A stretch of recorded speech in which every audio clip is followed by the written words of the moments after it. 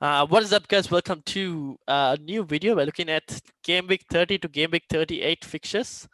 Just looking at like upcoming, even the wildcard, maybe planning ahead, looking like what teams we could focus on. And I've got Rushant with me as well.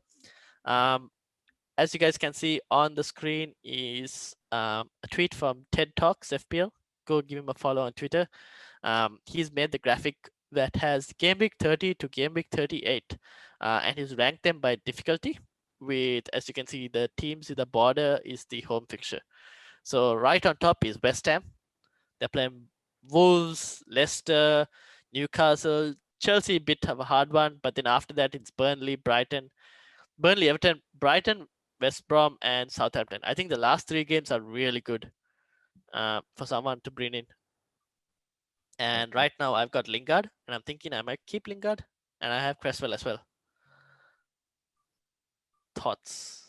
Yeah, West Ham have been in good form recently. Yeah. Obviously, Lingard's finally found his stride in a team which he's able to show his attacking skills, so that's good. West Ham haven't had any significant injuries this season. They're in the top four, Yeah.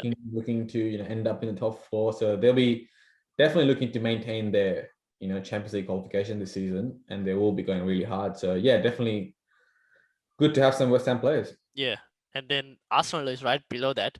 But Mm. like, who would you trust from Arsenal? Like I said, I don't know. I think Arsenal. It's unpredictable. That's the word I'd use. yeah. And they have Europa League as well, so they might go full in that. Yeah, they have Europa League. They're coming 10th now, I think. Yeah. And, Yeah. they. I mean, Arsenal's have always been a top team in the sense that they'll try to qualify at least for Europa. Like they will. They're sort of like I don't think they'll tank the Premier League season. They Yeah. will try going hard as possible. They have a good young core with Saka, Ellie Smith Rowe, and Odegaard. Mm-hmm. Um, they have options. They have plenty of talent, I would say. Yeah. They just need to stick to Fine. the Stick. plan and Yeah. find a way Yeah. to really score goals. And Yeah. I probably might see how they go in game week 30 and then probably make a decision after. yeah, Because that's Sheffield, Fulham, and Newcastle fixtures seem very and West interesting. Ham as well. Yeah. So it's like a good set of fixtures. Yeah, Uh, Liverpool, they are up next. Let me get yeah, some water. Voice is going. yeah. Liverpool. They need to find their winning ways. I don't know what's happened. Something's changed in Liverpool over the last few game Yeah. weeks. Yeah, they just need to.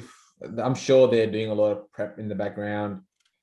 Salah and Mane have been scoring in other leagues apart from Premier League. It's not like they have forgotten how to score. I think it's just Yeah, they did not win the coming Champions together. League. Yeah. Yeah, they're doing well in Champions League. They playing Madrid. They They have a good have the end as talent. well.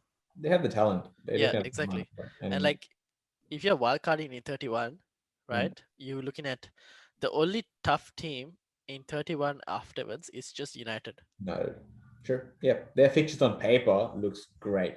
Hmm. Yeah, it'll be. I think at one point, if they do well, you'd probably even see many people having a triple Liverpool in their team with Mm.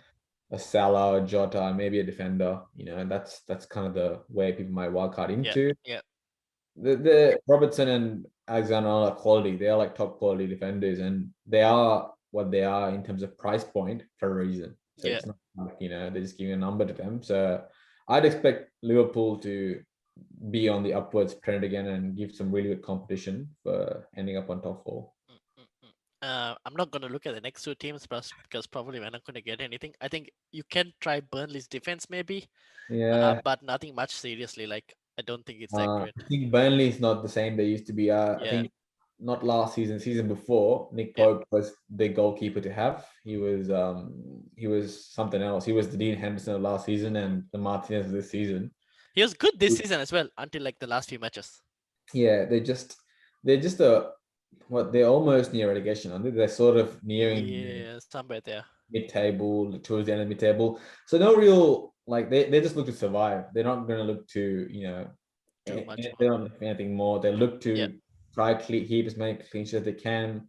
Their attack isn't that Mm. nothing. It's nothing that helped this thing. out. Yeah. Yeah, But the next two teams after that, Chelsea and Wolves. yeah, yeah, Wolves have that really good patch.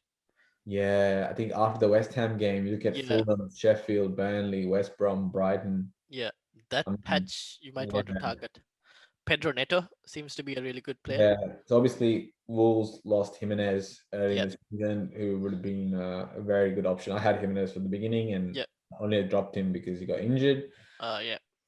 Wolves have never been known for their high scoring games. You know, they would maybe win 1-0, 2-0, 2-1 at most. But yeah, Neto and Neves Yeah.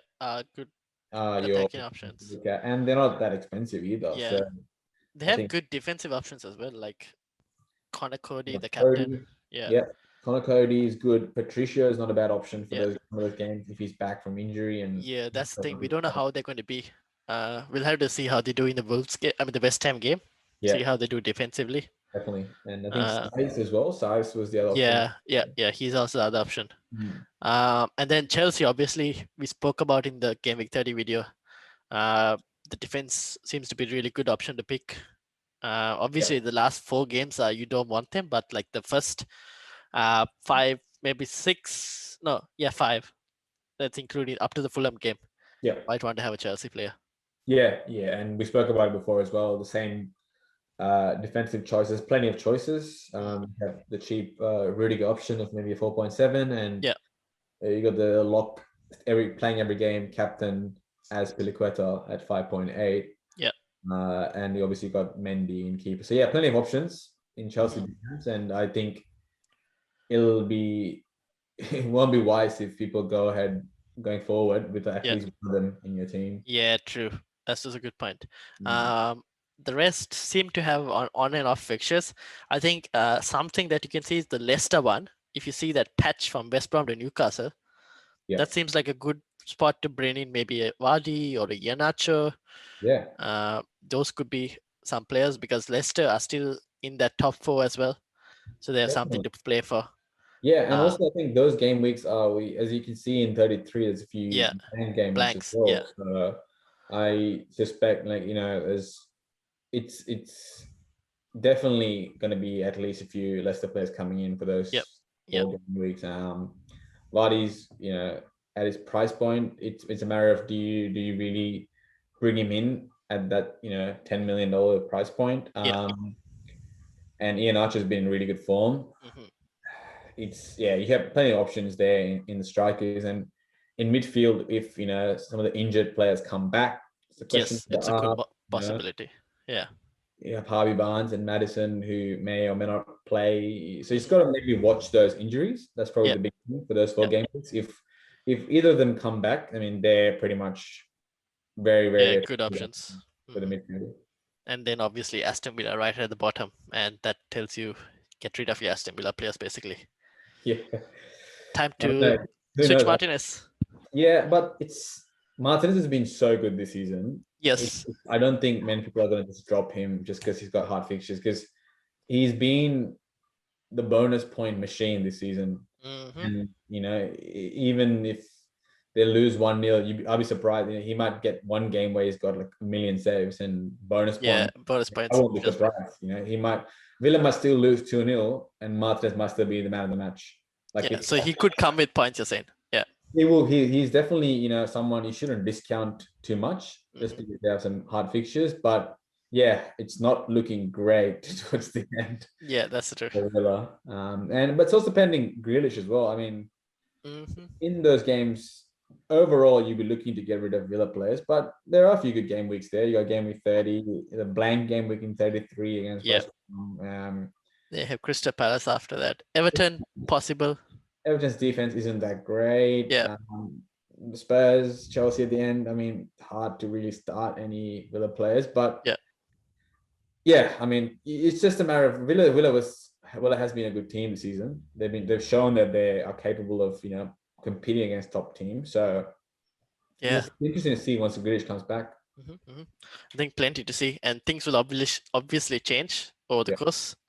People will get injuries, COVID. You never know. Fixtures could get postponed. We'll see how it goes. Anyways, we'll end this one. Thank you for joining. Hit the subscribe button, guys. Hit the like button and comment down below what players you're looking into bringing in for Game Week 30. Thank you, Rushan, for joining. And I'll see you guys later. See you guys.